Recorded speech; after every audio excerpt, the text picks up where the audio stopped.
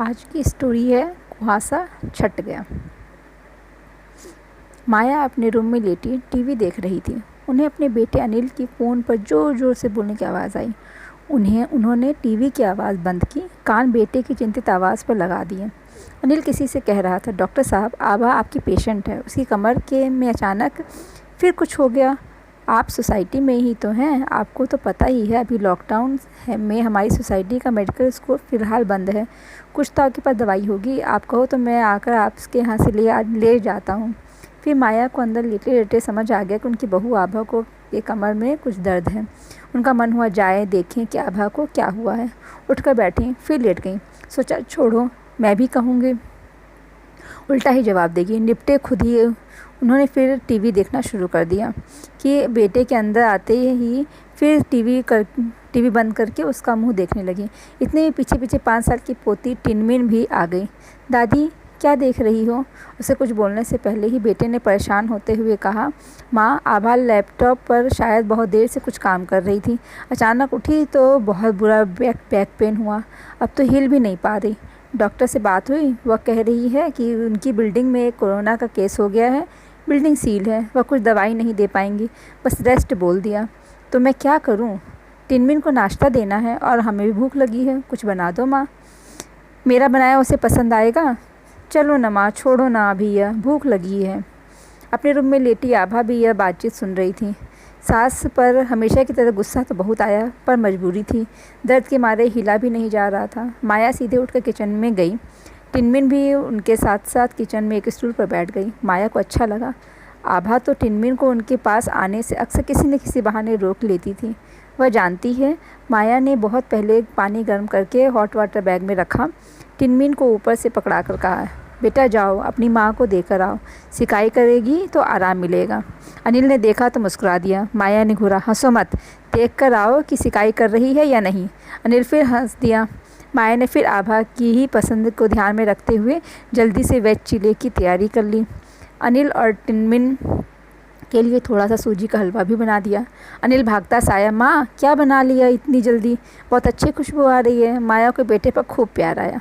सब नाश्ता प्लेट्स में लगा दिए। कहा, तुम लोग गरम गरम शुरू करो। फिर पास खड़ी टुकुर टुकुर देखती टिनमिन से कहा, रानी बेटी, मम्मी पापा के लिए गरम गरम चिल्ले ले भी जाएगी और खाती भी रहेगी।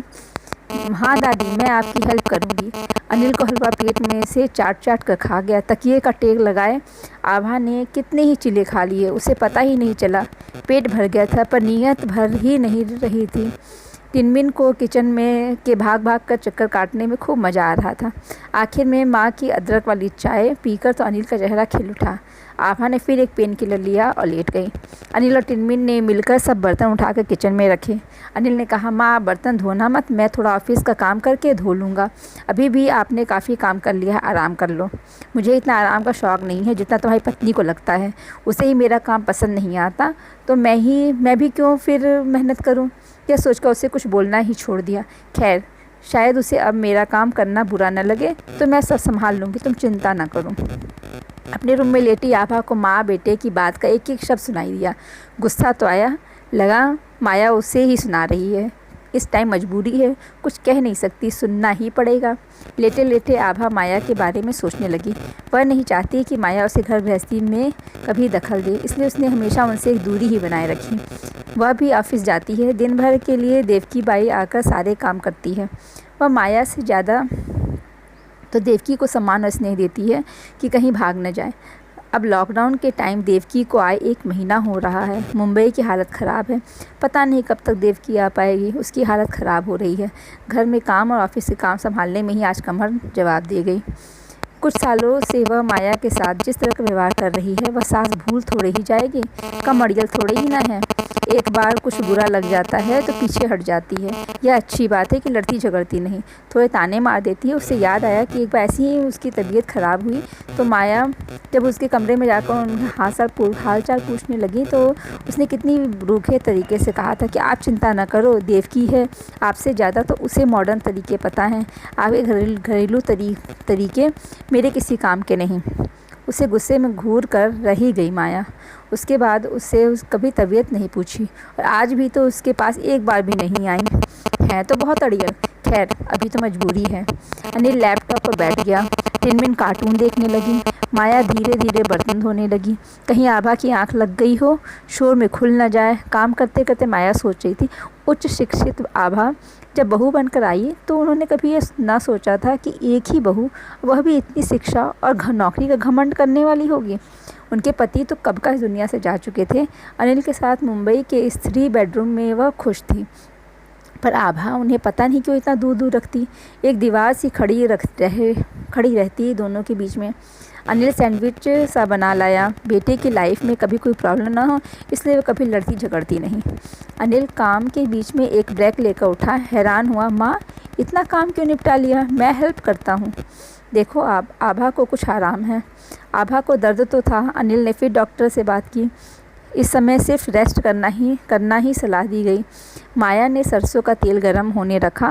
उसमें अजवाइन और कुछ लहसुन की कलियां डाली। फिर छान कर अनिल को कटोरी देकर कहा, इस तेल से आभा के कमर में मालिश करते रहो, बहुत आराम मिलेगा। और आराम ही करे, काम सब हो जाएंगे। टिनमिन दादी के आगे पीछे घूमती खूब खुश थी। अब तक माया आभा के पास नहीं गई थी। यही चलता आया था। दोनों शायद ही कभी मिलकर साथ बैठी थीं। माया के मन में आभा के स्वभाव का गुस्सा रहता था, पर अब उसकी चिंता भी थी। आभा के तेल मालिश में जादुई तरीके से आराम मिल रहा था। माया के कमरे में सुबह की धूप अच्छी आती थी।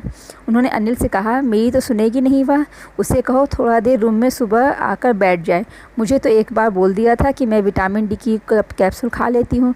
देख लो, अभी दर्द में शायद तुम्हारी सुन ले। माया जो भी अनिल से कहती इतनी ज़ोर से कहती कि आभा को सुनाई दे जाए। इस समय भी जब अनिल के पास गया, वह आज हंस पड़ी। हाँ, सुन लिया, बैठ जाती हूँ धूप में। और माँ से बोलो मुझे सब्जी दे दें, मैं बैठी बैठी काट दूँगी। अकेले कितना काम करेंगी? खुद नहीं बोल सकती तुम? ये मुझसे कहाँ सीधे बात करेंगी? अभी तक एक बार भी मेरे पास नहीं आई। तुम ही तो कभी यही चाहती थी डियर कि वे तुम्हारे आसपास भी न रहें। इतना सेल्फ रिस्पेक्ट तो हो सकता है ना उनमें। आभा चुप रह गई। अब सब काम माया ने अपने हाथ में ले लिया था। आभा बस थोड़ा ही उठ रही थी तो उसकी तकलीफ़ बढ़ रही थी।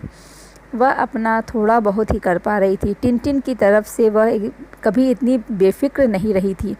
देवकी का बनाया आधा खाना टिनमिन छोड़ देती थी, आधा फेंकना ही पड़ता था। कभी मिर्च तेज़ लगती, कभी टेस्ट समझ नहीं आता। शुरू में कितनी ही बार माया ने कहा था, आभा बच्चा मेड का बना नहीं क्यों खाए, मैं आराम से किचन का काम कर सकती हूँ। खाना तो अपने हाथ का ही होना चाहिए, जब तक कोई मजबूरी और परेशानी ना हो।